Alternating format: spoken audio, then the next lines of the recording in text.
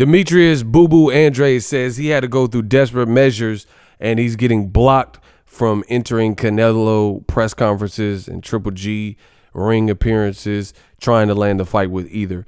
Now with Canelo, it's hard because, you know, they'll try to kick me out the press conferences and stuff like that. They don't want me around Canelo's area. They're like, I don't know. They got a big picture somewhere in the board talking about, don't let this guy in. Shit, you know? And then Triple G, what I had to do to get in Triple G's face, I had to freaking dive under the freaking ropes in Madison Square Garden just to be like, yo, bro, when we gonna make this happen? Because they won't let me go in the background to the press conference then. And they didn't want to let me get in the ring. I had to like do my, what's his name? The Ultimate Warrior, slide underneath there, do a little thing. I had to run, had to run, duck behind. The security was coming. I had to run behind Eddie Hearn. I was like, oh, don't touch me. Don't touch me. Don't touch me. Eddie, tell him not to touch me. And then finally I got to get a hold of Triple G. And I'm a respectful guy. Like, it ain't easy stepping into the ring and, you know, fighting. So I'm telling him like, yo, man, look, I respect you. Let's make this thing happen, man. You claiming you're the best. I feel the same, and I want to do what you have done and fight, you know, the Canelos, yourself, and be an honor for me to do that. So let's just make this happen. And we had any feedback? Yeah, no, it's not Demetrius Andrade. Shit. Not that guy. Tall, black, and handsome is real. And he can fight. Shit. Yeah.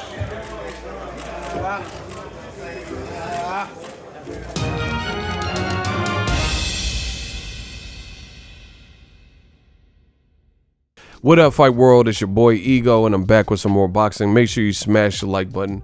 Also, subscribe to the channel for the latest and greatest in boxing. If you want to become part of the notification gang, please hit the bell icon. Shout out to the Super Chats, channel donations, the Venmo donations, the Cash App, and the Patreon family. We working.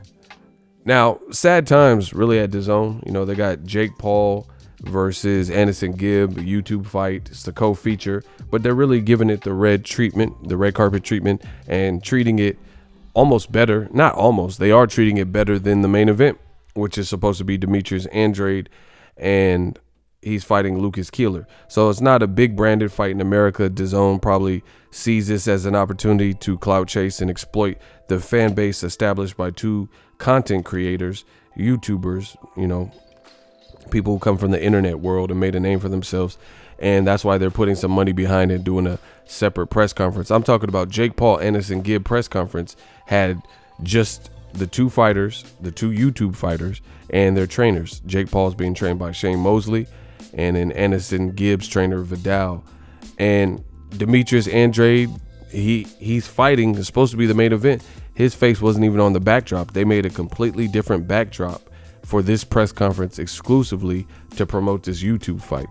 Now, when you heard the clip at the beginning and heard Demetrius Andrade tell fans the great lengths that he had to go to try to quote unquote confront or challenge a guy like Canelo or Triple G, it becomes sad because you see DAZN came in the game saying pay-per-view is dead and we're changing the boxing. We're the new guys in town, the face of boxing. Pay-per-view is dead.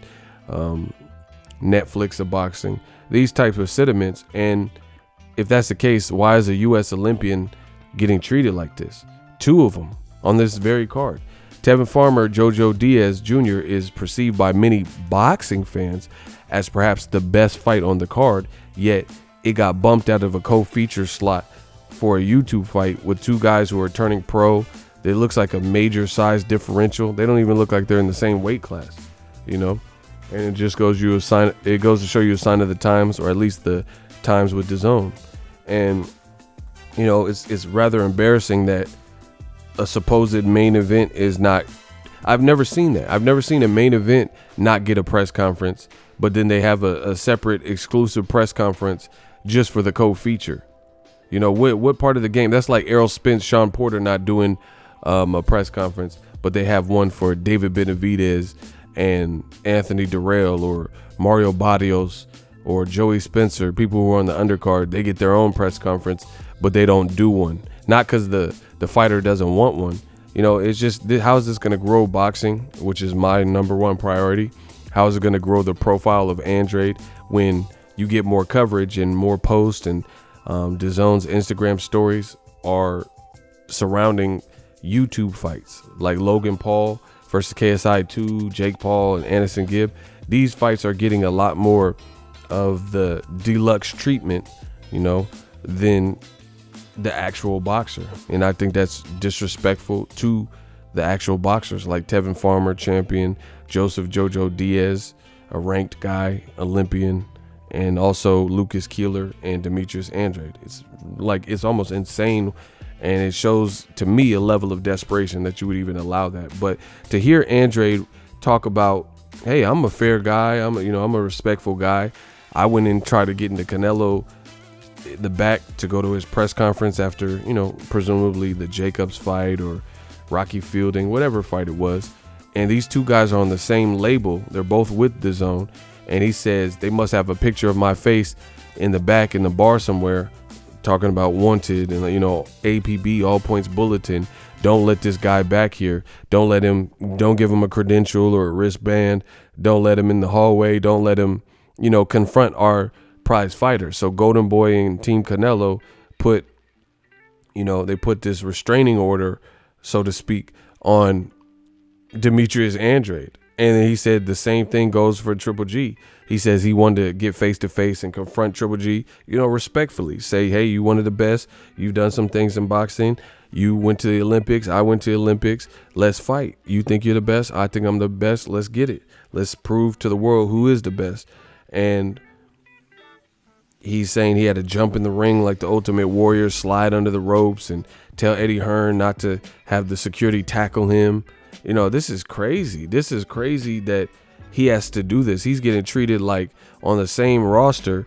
He's getting treated like, I've seen a couple of rap concerts where people in Nigeria or whatever, different countries, they jump in on the crowd while the $1 million rapper is performing, and then they get tackled by security.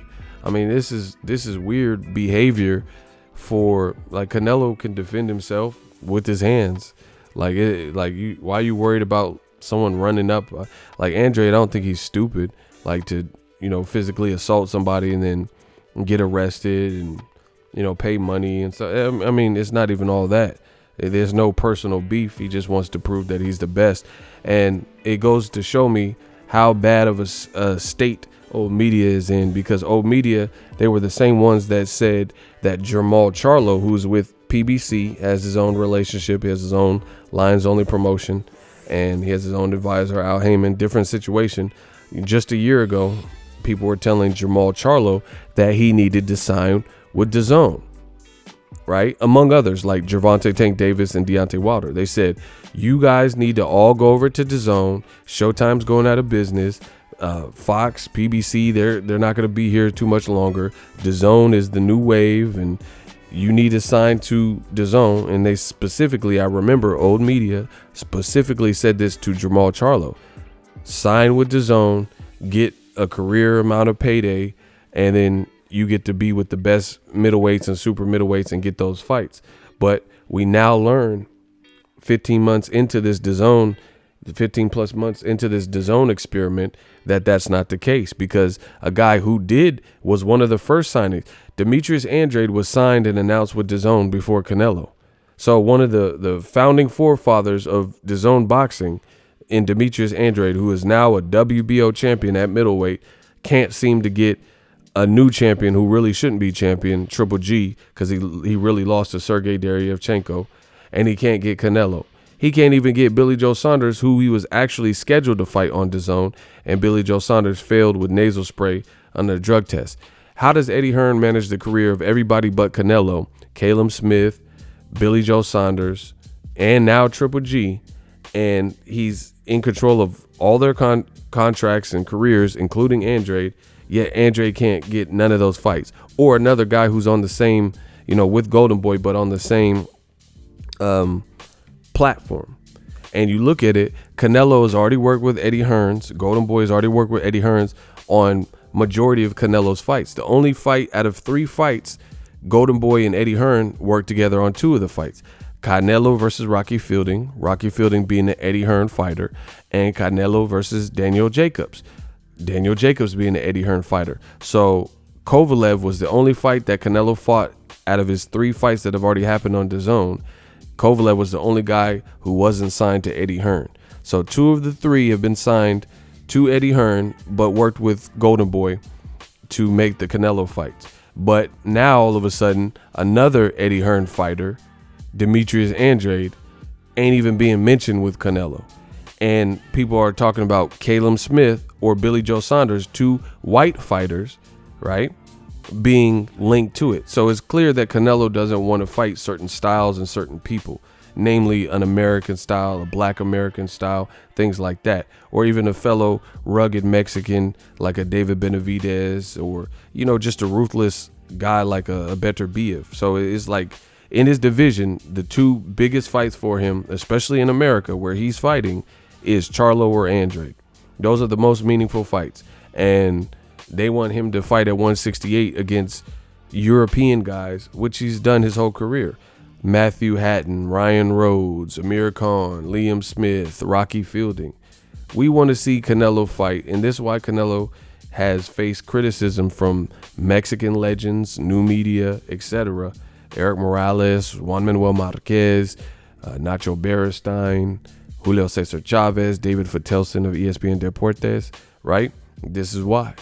Because he continues to go after styles that he already fares well with, people off bad performances, people who are considered past it, you know, 33, 34, 35 and up, you know, stuff like that. It's just no way. Andrade's in his prime, and people thought it was going to be different. Oh, he's with Eddie Hearn. DAZN has $1 billion. Charlo needs to go over there for what?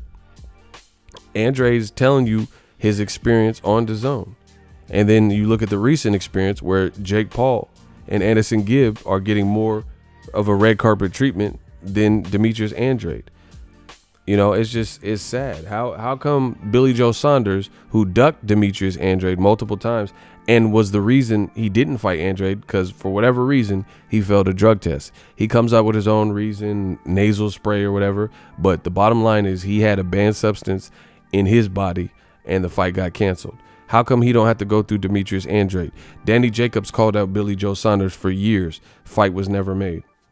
You know? So how does he get a ticket off of a bad performance on a YouTube undercard with KSI Logan Paul 2 at the Staples Center? How does Billy Joe Saunders possibly get a fight with Canelo, but Andrade can't? How does Caleb Smith, who really should have lost to John Ryder, a guy who lost to Rocky Fielding, a guy Canelo beat, and Caleb Smith and Billy Joe Saunders, they admit their performance wasn't good post-fight. Eddie Hearn says the way Rocky Fielding looked versus John Ryder, Canelo would have beaten him. Billy Joe Saunders admitted he doesn't deserve the likes of Jacobs or Canelo based off his performance on the KSI Logan Paul 2 card against Corceres. Even though he got the knockdown, he looked poor for 10 rounds up until that point. Sad times. DAZN got to do something. If you love what I'm doing, smash the like button. As always, hate, comment, and subscribe. Till next video, is Ego signing off. So if you enjoyed this video and want more content like this on the channel, you can show your appreciation by going to the PayPal donate button or the YouTube support button, and you can donate any amount that you feel is equivalent to the value of this video. Much more to come. Thank you guys for your support. Boxing Ego, the future of boxing.